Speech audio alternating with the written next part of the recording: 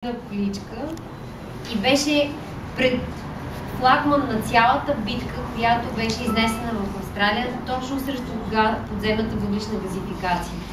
Те бяха стигнали до там, понеже в Австралия имат възможност, когато забраняват преминаването през техните земи на тежки машини и камиони, бяха създали едни схеми от пчелни клетки, по които гражданите, които са против, така да затворят площа, към която се стреми добивната компания, че тя да не може да стигне до нея.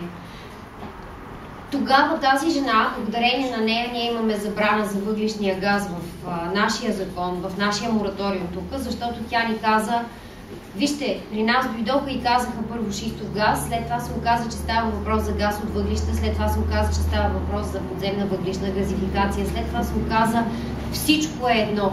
Вие трябва да го знаете, заради това у нас тези технологии с сега съществуващия мораториум наистина са забранени. Защото ние сме забранили всяка технология, която разширява пукнатини, като ползва вода с подналягане смесена с химикали или отваря нови.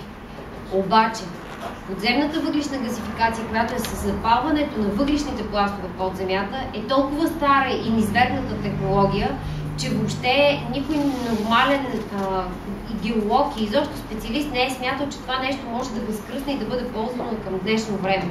Затова тази технология у нас не е забранена. У нас е забранена технологията фракинг, както и другите, които се ползват за другите пясъчници, които ви показва доцент Султанов, или пък за ваденето на въглищния газ без да се запалва, защото там има топла и студена газификация. И двете са еднакво опасни.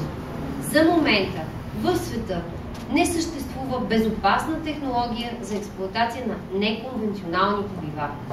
Не само това, което се ползва изцяло, няма и тенденция да стане безопасно. Може би, ако намерят нещо революционно ново или нещо друго, но не и това.